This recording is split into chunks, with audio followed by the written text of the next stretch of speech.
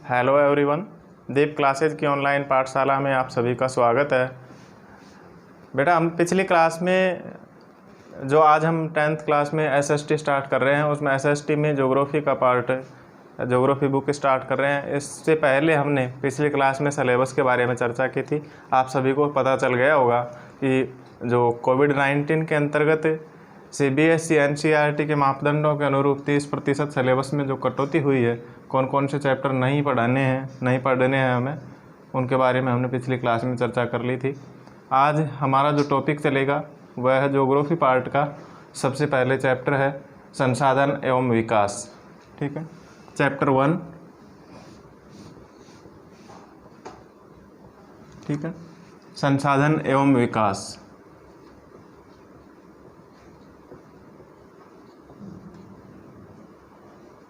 संसाधन एवं विकास।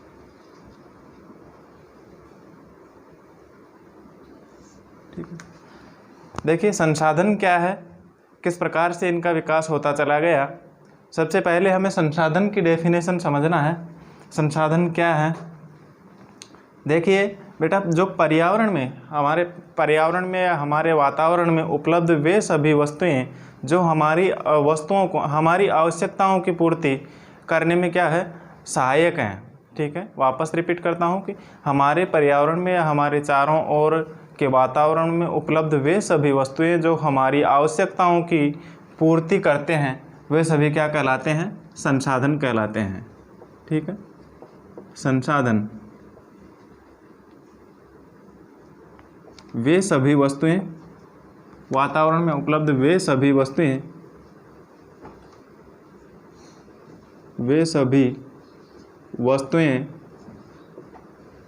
जो हमारी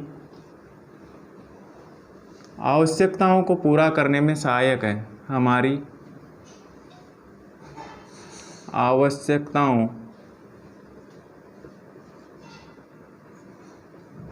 आवश्यकताओं को पूरा करती है, ये पूरा करते हैं। ठीक है, वे क्या कहलाते हैं? संसाधन कहलाते हैं। अभी इनको बनाने के लिए जो प्रौद्योगिकी उपलब्ध है, जो तकनीकी उपलब्ध है, और उनके माध्यम से आर्थिक रूप से एवं सांस्कृतिक रूप से वो क्या है, मान्य हैं, वे सभी क्या कहलाते हैं? संसाधन कहलाते हैं। पर्यावरण में उपलब्ध ये वस्तुओं के रूपांतरण की जो प्रक्रिया है, हमारे पर्यावरण में उपलब्ध जो वस्तुओं के रूपांतरण की प्रक्रिया है, ठीक है, वह प्रकृति, प्रौद्योगिकी और संस्थाओं के पारस्परिक क्रियात्मक संबंध से क्या है, जुड़ी हुई है। ठीक है, किस प्रकार से?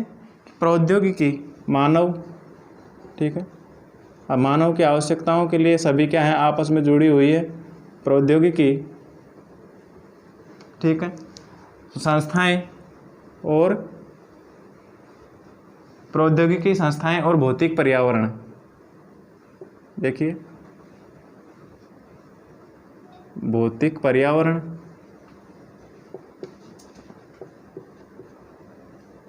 ठीक है, भौतिक पर्यावरण मतलब प्रकृति, हमारे वातावरण में उपलब्ध वे सभी वस्तुएं, ठीक है, जिनमें आधुनिक तकनीकी के माध्यम से प्रौद्योगिकी, आधुनिक तकनीकी एवं संस्थाओं के माध्यम से, ठीक है, जो कि वस्तुओं की आवश्यकताओं की पूर्ति करने में मानव के पारस्परिक संबंधों के लिए क्या है, जुड़ी हुई है। ये सभी संस्थाएं, प्रकृति, प्रौद्योगिकी और संस्थाएं, ठीक है, आपस में एक दूसरे से क्या है, परस्पर जुड़ी हुई हैं। ठीक है, जो कि मानव प्रौद्योगिकी द्वारा प्रकृति के साथ क्रिया करते हैं। ठीक है, मानव इन आधुनिक तकनीकी के द्वारा ही क्या करते हैं, प्रकृति के साथ क्रिया करते हैं। प्राकृतिक के साथ जो प्रकृति में उपलब्ध वे सभी वस्तुएं जिनका आधुनिक तकनीकी के माध्यम से क्या करते हैं, उनकी क्रिया करते हैं तथा आर्थिक विकास को गति देने के लिए संस्थाओं का निर्माण करते हैं। ठीक है, और उन संस्थाओं के माध्यम से प्रकृति से अलग अलग प्रकार की वस्तुओं का निर्माण करके वो क्या करते हैं, मानवीय उपयोग में लाते हैं। ठीक है, ऐसी सभी वस्तुएं जो कि आधुनिक तकनीकी एवं प्रौद्योगिकी के माध्यम से मनुष्य की संपूर्ण आवश्यकताओं को पूरा करती है, वह सभी क्या कहलाते हैं, संसाधन कहलाते हैं। ठीक है, संसाधनों का वर्गीकरण निम्न प्रकार से किया जा सकता है। ठीक है, मुख्य रूप से अगर बात करें संसाधनों का वर्गीकरण तो 4 आधार पर किया जा सकता है। जैसे नंबर 1 है उत्पत्ति के आधार पर, उत्पत्ति के आधार पर, उत्पत्ति के आधार पर संसाधनों का वर्गीकरण। उत्पत्ति के आधार पर संसाधनों का वर्गीकरण कितने भागों में किया गया है, 2 भागों में, जैव संसाधन और अजैव संसाधन, जैव संसाधन और अजैव संसाधन। ठीक है, उसके बाद में उत्पत्ति के बाद में समाप्यता के आधार पर संसाधनों का वर्गीकरण, समाप्यता के आधार पर, समाप्यता के आधार पर संसाधनों का वर्गीकरण। समाप्यता के आधार पर मतलब संसाधनों के उपभोग के आधार पर भी संसाधनों का, समाप्यता के आधार पर भी संसाधनों का 2 भागों में वर्गीकरण किया जा सकता है, जिसमें है एक तो नवीकरण योग्य संसाधन, नवीकरण योग्य संसाधन, और एक अनवीकरणीय, अनवीकरणीय संसाधन, अनवीकरणीय संसाधन। ठीक है, मतलब चक्रीय और एक अचक्रीय, मतलब जिन्हें पुनः उपयोग में लिया जा सकता है और एक जिन्हें पुनः उपयोग में नहीं लिया जा सकता है। ठीक है, तो इनका सभी का डिटेल से अध्ययन हम आगे करेंगे। पहले एक बार इनको प्रमुख 4 आधारों पर जो वर्गीकरण किया जा सकता है वह देखते हैं। उत्पत्ति के आधार पर जैव और अजैव संसाधन, समाप्यता के आधार पर नवीकरण योग्य संसाधन और अनवीकरणीय संसाधन। ठीक है, उसके बाद में अगला आता है नंबर 3, उसमें है स्वामित्व के आधार पर संसाधनों का वर्गीकरण। स्वामित्व के आधार पर, स्वामित्व के आधार पर संसाधनों का वर्गीकरण। ठीक है, स्वामित्व के आधार पर देखिए बेटा, स्वामित्व के आधार पर संसाधनों को 4 भागों में डिवाइडेशन किया जा सकता है। एक तो व्यक्तिगत संसाधन,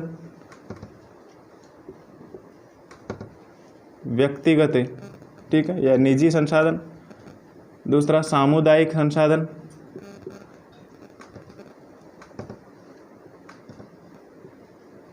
सामुदायिक या सामूहिक संसाधन। फिर है राष्ट्रीय संसाधन, राष्ट्रीय संसाधन, और अगला है अंतर्राष्ट्रीय संसाधन, अंतर्राष्ट्रीय संसाधन। इस प्रकार से स्वामित्व के आधार पर संसाधनों को 4 भागों में बांटा जा सकता है। अगला है विकास के आधार पर संसाधनों का वर्गीकरण। विकास के आधार पर, विकास के आधार पर, ठीक है, विकास के आधार पर संसाधनों का वर्गीकरण। विकास के आधार पर भी इन्हें बेटा 4 प्रमुख भागों में बांटा जा सकता है। इनके डेवलपमेंट के आधार पर देखिए, नंबर 1 संभावी संसाधन, संभावी संसाधन, ठीक है। नंबर 2 है विकसित संसाधन, विकसित, विकसित संसाधन। और नंबर 3 भंडार संसाधन, भंडार। और नंबर 4 संचयी कोष, नंबर 4 है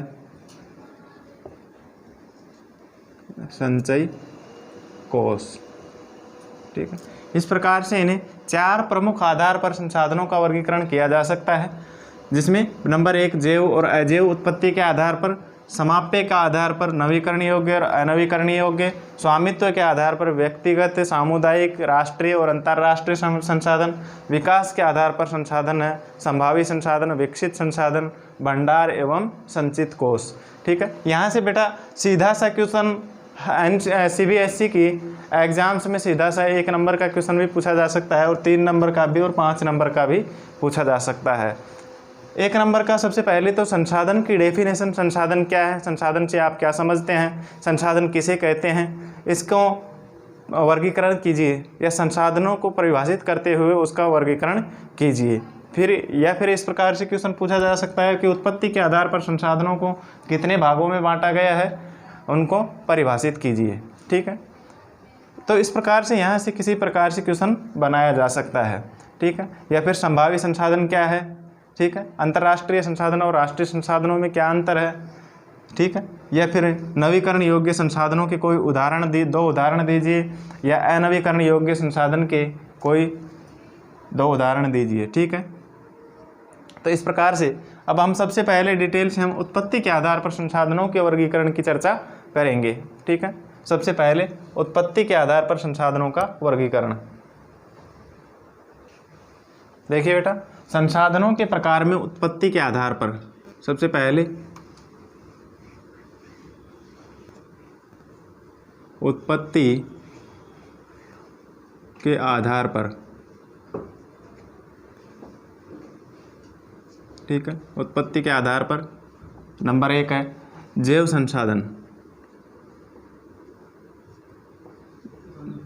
जैव संसाधन, ठीक है, जैव संसाधन। देखिए बेटा, जैव संसाधन संसाधनों की ऐसे संसाधन जिनकी प्राप्ति जीवमंडल से प्राप्त होती है या उनमें जीवन व्याप्त होता है।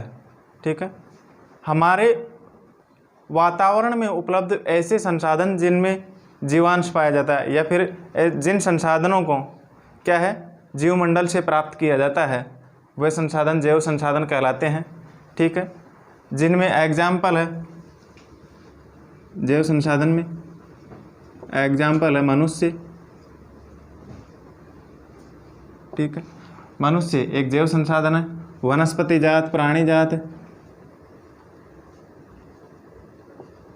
वनस्पति जगत, प्राणी जगत, यह प्राणी जात है। ठीक है, और मत्स्य जीवन, पशुधन,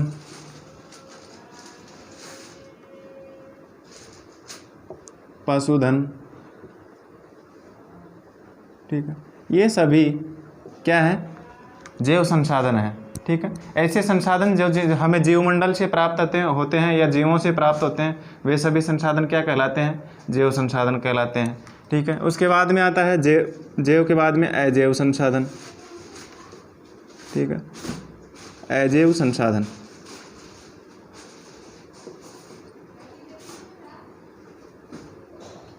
ठीक है, वे संसाधन जो हमें निर्जीव वस्तुओं से प्राप्त होते हैं, अर्थात जिनमें जीवांश की मात्रा नहीं पाई जाती है, वे सभी संसाधन क्या कहलाते हैं, अजैव संसाधन कहलाते हैं। वापस एक बार रिपीट कर देता हूँ, वे सभी संसाधन जिनमें जीवांश की मात्रा नहीं पाई जाती है या फिर निर्जीव वस्तुओं से बने हुए होते हैं, वे सभी संसाधन क्या कहलाते हैं, अजैव संसाधन कहलाते हैं।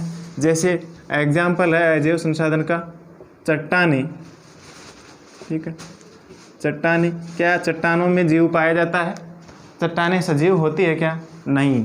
तो चट्टानें और धातुएं, ठीक है, चट्टानें, धातुएं, ये सभी क्या है, अजैव संसाधन हैं। ठीक है, अजैव संसाधनों के उदाहरण हैं। इसके बाद में आता है समाप्यता के आधार पर संसाधनों का वर्गीकरण। समाप्यता के आधार पर, समाप्यता के आधार पर, ठीक है, समाप्यता के आधार पर संसाधन हमने दो प्रकार के बताए थे, नवीकरण योग्य संसाधन,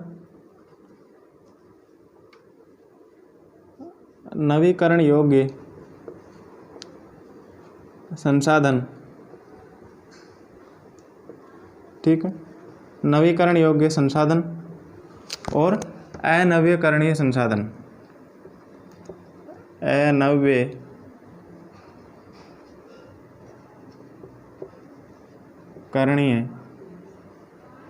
अनवीकरणीय संसाधन, नवीकरण योग्य संसाधन और अनवीकरणीय संसाधन, ठीक है। अब नवीकरणीय संसाधन वे संसाधन जो भौतिक रासायनिक प्रक्रियाओं के द्वारा क्या है पुनः उत्पन्न किया जा सकता है। ऐसे संसाधन जिन्हें भौतिक एवं रासायनिक क्रियाओं के द्वारा क्या किया जा सकता है, पुनः प्राप्त किया जा सकता है, ठीक है, जिन्हें एक बार उपयोग में लेने के बाद में पुनः उपयोग में लिया जा सकता है, ठीक है, पुनः उपयोग में लिया जा सकता है, ठीक है। वे संसाधन क्या कहलाते हैं, नवीकरणीय योग्य संसाधन कहलाते हैं। एक बार वापस रिपीट कर देता हूँ, ऐसे संसाधन जिन्हें भौतिक या यांत्रिक प्रक्रियाओं के माध्यम से पुनः उत्पन्न किया जा सकता है वे संसाधन नवीकरण योग्य संसाधन या फिर पुनः पूर्ति योग्य संसाधन कहलाते हैं, ठीक है। जिनका एग्जाम्पल है जैसे सौर ऊर्जा, सौर ऊर्जा, पवन ऊर्जा, सौर ऊर्जा, पवन ऊर्जा, जल विद्युत ऊर्जा,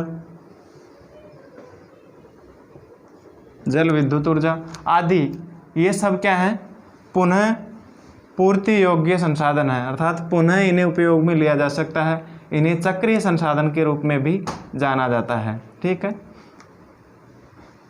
जबकि अनवीकरणीय संसाधन वे संसाधन जिन्हें एक बार उपयोग में लेने के बाद में पुनः उपयोग में नहीं लाया जा सकता है वे संसाधन क्या कहलाते हैं, अनवीकरणीय संसाधन या फिर अचक्रीय संसाधन कहलाते हैं, ठीक है। जिनमें खनिज, इनके उदाहरण है खनिज संसाधन, ठीक है, खनिज तेल, गैस, पेट्रोलियम,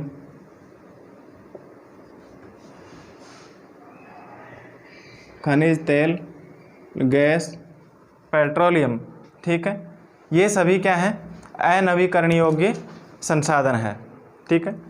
जीवाश्म ईंधन, ठीक है, जिन्हें एक बार उपयोग में लेने के बाद में क्या है पुनः उपयोग में नहीं लिया जा सकता है, ठीक है। ऐसे संसाधन क्या कहलाते हैं, अनवीकरण योग्य संसाधन कहलाते हैं। इन्हें पुनः उपयोग में लिया जा सकता है लेकिन इन्हें पुनः उपयोग में नहीं लिया जा सकता है, अर्थात जो ये जीवाश्म ईंधन है इनको बनने में क्या है करोड़ों वर्ष से लाखों वर्ष लग जाते हैं, ठीक है। तो इस प्रकार के संसाधन क्या है पुनः चक्रीय संसाधन नहीं है, जबकि ये संसाधन क्या है चक्रीय संसाधन है, इन्हें पुनः उपयोग में बार बार उपयोग में लिया जा सकता है, ठीक है।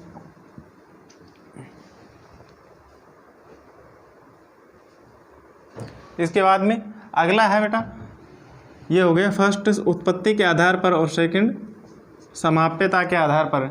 नेक्स्ट है स्वामित्व के आधार पर संसाधनों का वर्गीकरण। देखिए स्वामित्व के आधार पर,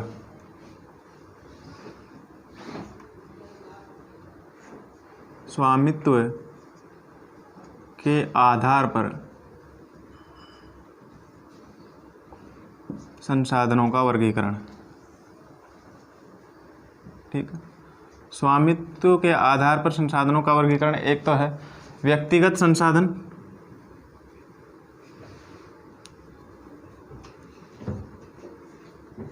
व्यक्तिगत स्वामित्व वाले संसाधन, फिर है सामुदायिक स्वामित्व वाले संसाधन,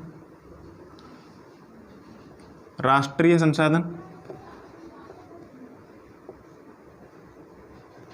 और अंतर्राष्ट्रीय संसाधन। अंतर्राष्ट्रीय संसाधन, ठीक है। सबसे पहले व्यक्तिगत संसाधन, ऐसे संसाधन जिन पर किसी निजी व्यक्ति का स्वामित्व होता है, ठीक है।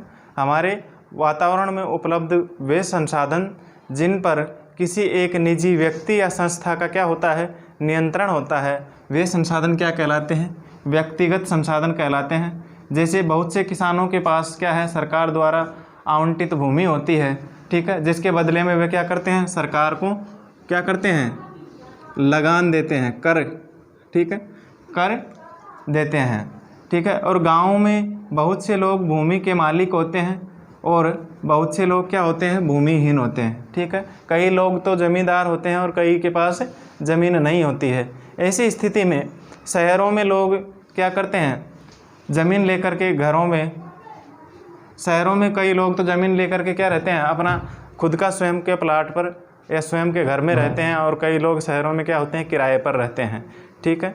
तो निजी स्वामित्व वाले लोग जिनके पास खुद का मकान होता है, खुद की ज़मीन, खुद का भूखंड होता है, जबकि जो दूसरे लोग होते हैं किराए पर रहने वाले, वो दूसरे व्यक्ति की ज़मीन या दूसरे व्यक्ति के घर पर एक किराएदार के रूप में रहते हैं, ठीक है।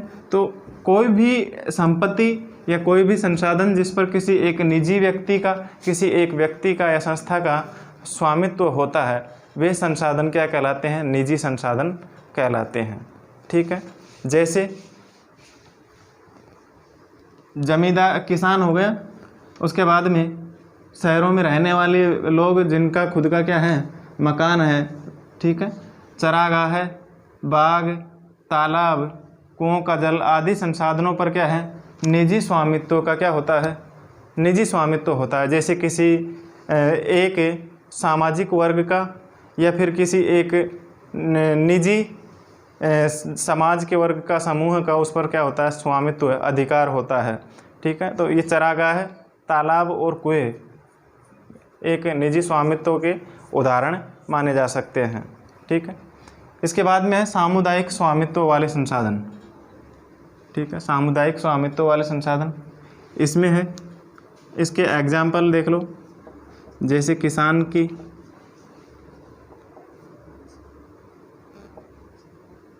अपनी ज़मीन,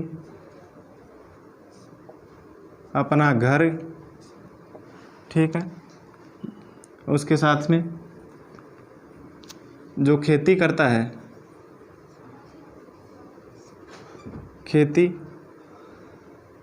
उपज या कृषि उपज, ये सब निजी स्वामित्व की है।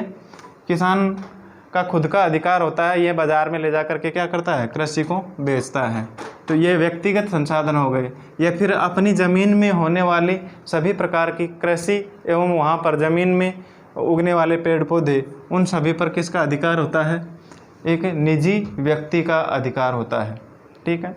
सामुदायिक स्वामित्व, अगला सामुदायिक स्वामित्व वाले संसाधन, वे संसाधन जिस पर किसी एक समुदाय विशेष के सभी लोगों का क्या होता है, अधिकार होता है, ठीक है। वे संसाधन जिस पर सभी समुदाय के ये सदस्यों का क्या होता है, अधिकार होता है। जैसे कि उदाहरण इसका शमशान घाट है,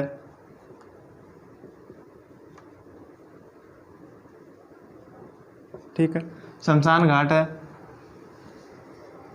स्नानागार है,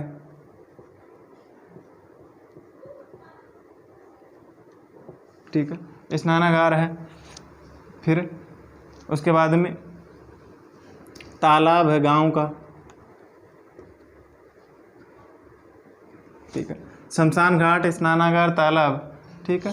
तो ये गांव की शामिल भूमि होती है, ठीक है, और गांव के सभी सदस्यों का क्या होता है, इस पर अधिकार होता है, ठीक है। और नगरीय क्षेत्रों में देखें, जैसे पिकनिक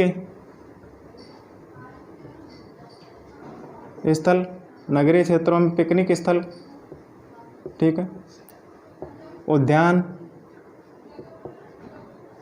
ठीक है, उद्यान या पार्क, सार्वजनिक पार्क, खेल का मैदान,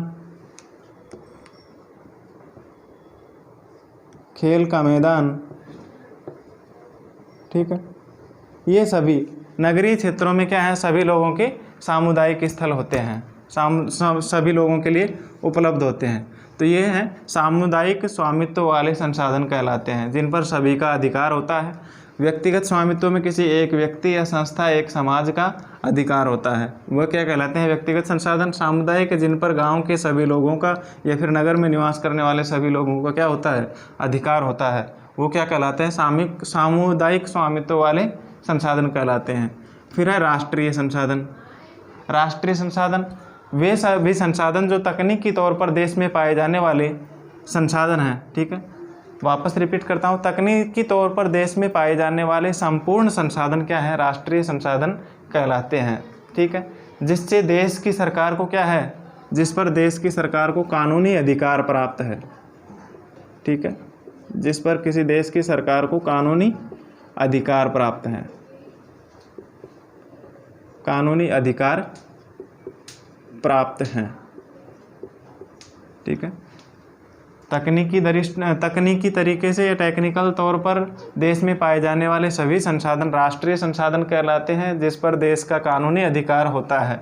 ठीक है, वे सभी राष्ट्रीय संसाधन कहलाते हैं। ठीक है, अब इनमें वह व्यक्तिगत संसाधन को भी क्या करता है? आम जनता के हित में दे सकता है। ठीक है, ये किसकी जिम्मेदारी होती है? वहाँ की राष्ट्रीय, वहाँ की सरकार की। ठीक है, जिस प्रकार से आपने देखा होगा सड़कें, नहरें, रेल लाइन ये व्यक्तिगत स्वामित्व वाले खेतों में होकर के बनी हुई होती है, लेकिन सरकार क्या कर लेती है? उन पर सरकार का कानूनी अधिकार है और वह सार्वजनिक रूप से सभी के लिए उपलब्ध है। तो ऐसे संसाधन क्या है? राष्ट्रीय संसाधन कहलाते हैं। ठीक है, इसी के साथ साथ जो संपूर्ण प्रकार के खनिज पदार्थ हैं, जल संसाधन है, वन एवं वन्य जीवन है, राजनीतिक सीमाओं के अंदर संपूर्ण भूमि, वो सभी क्या है? राष्ट्रीय स्वामित्व वाले संसाधन हैं। इसी के साथ साथ स्थल भाग के अलावा समुद्र के अंदर लगभग 12 मील, सामुद्रिक 12 नॉटिकल मील। ठीक है, 12 समुद्री मील में क्या होता है? जो समुद्र की मील होती है 12 समुद्री मील। ठीक है, जिसे किस नाम से बोला जाता है? नॉटिकल मील के रूप में जाना जाता है। ठीक है, अब 12 समुद्री मील किलोमीटर में देखा जाए तो ये कितनी है? 22.2 किलोमीटर। ठीक है, 22.2 किलोमीटर तक का जो भू सामुद्रिक क्षेत्र है। ठीक है, जब यहाँ तक का 12 नॉटिकल मील तक का सामुद्रिक क्षेत्र है, वो उसमें पाए जाने वाले सभी प्रकार के संसाधनों पर किसका अधिकार है?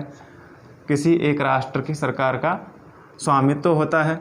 ठीक है, जिस प्रकार से भारत के तटीय क्षेत्रों से 12 नॉटिकल मील तक समुद्र में किसी भी प्रकार के खनिजों का दोहन करने का अधिकार किसके पास है? भारत के पास है। तो वहाँ पर पाए जाने वाले 12 नॉटिकल मील की दूरी तक पाए जाने वाले समुद्र के सभी संसाधन किसके हैं? भारत सरकार के हैं। तो उन पर किसका अधिकार है? भारत का अधिकार है। वे संसाधन क्या कहलाएंगे? राष्ट्रीय संसाधन कहलाएंगे। ठीक है, जैसे कि एग्जाम्पल यहाँ पर इस प्रकार से ये भारत की तटीय सीमा है। ठीक है, दोनों तरफ की। तो यहाँ पर और यहाँ पर जो 12 नॉटिकल मील तक की दूरी है, ठीक है, अपने तट से लेकर के 12 नॉटिकल मील तक की जो दूरी है, ये 12 नॉटिकल मील तक। ठीक है, यहाँ तक संपूर्ण वित्तीय अधिकार, संपूर्ण वित्तीय अधिकार, ठीक है, किसका है? भारत सरकार का,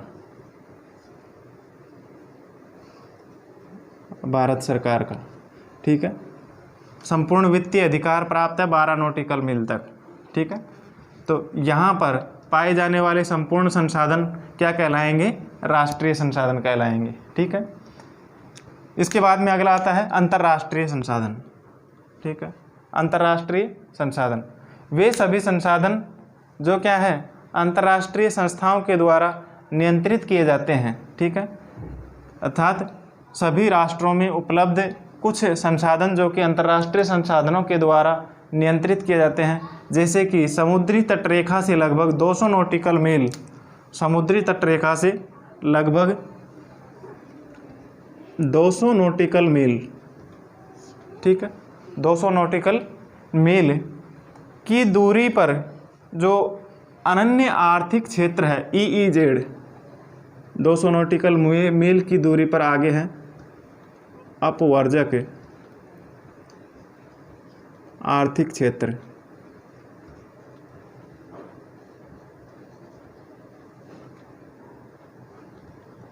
अपवर्जक आर्थिक क्षेत्र मतलब महाद्वीपों से या किसी देश की सीमा से 200 नॉटिकल मील की दूरी पर समुद्रों में पाए जाने वाले खनिज संसाधन वो क्या कहलाते हैं? खुले महासागरीय संसाधन कहलाते हैं, जिन पर किसी भी प्रकार के कोई राष्ट्र का क्या है? अधिकार नहीं है। ठीक है, उस पर 200 नॉटिकल मील के ऊपर कोई भी राष्ट्र अपना अधिकार नहीं जमा सकता है। ठीक है, खुले महासागरों में 200 नॉटिकल मील की दूरी के बाद में कोई भी राष्ट्र अपना स्वतंत्र अधिकार नहीं जमा सकता है। तो वे संसाधन क्या कहलाते हैं? वहाँ पर 200 नॉटिकल मील के बाहर जो अंतर्राष्ट्रीय संस्थाओं के द्वारा क्या होते हैं? उनके कंट्रोल में होते हैं, उनके नियंत्रण में होते हैं। ठीक है, वे संसाधन अंतर्राष्ट्रीय संसाधन, अंतर्राष्ट्रीय नियंत्रण वाले संसाधन कहलाते हैं। ठीक है, इन संसाधनों का उपयोग जो 200 नॉटिकल मील के बाहर खुले महासागरों में पाए जाने वाले संसाधनों का दोहन अंतर्राष्ट्रीय संसाधनों की सहमति के द्वारा अंतर्राष्ट्रीय संस्थाओं की सहमति के द्वारा ही किया जा सकता है। ठीक है, उसके अलावा कोई भी राष्ट्र अंतर्राष्ट्रीय संस्थाओं की बिना सहमति के यहाँ से संसाधनों का दोहन नहीं कर सकता है। ठीक है, इस प्रकार ये स्वामित्व के आधार पर 4 प्रकार के संसाधन हैं। अगला है विकास के स्तर के आधार पर संसाधनों का वर्गीकरण। इसके बारे में बेटा हम अगली क्लास में चर्चा करेंगे। विकास के स्तर के आधार पर संसाधनों का वर्गीकरण के जो बिंदु हैं, विकास के संसाधनों के या विकास के स्तर के आधार पर कितने भागों में बांटा गया है संसाधनों को, उनके बारे में डिटेल से हम अगली क्लास में चर्चा करेंगे। आज की क्लास यहीं पर समाप्त होती है। धन्यवाद।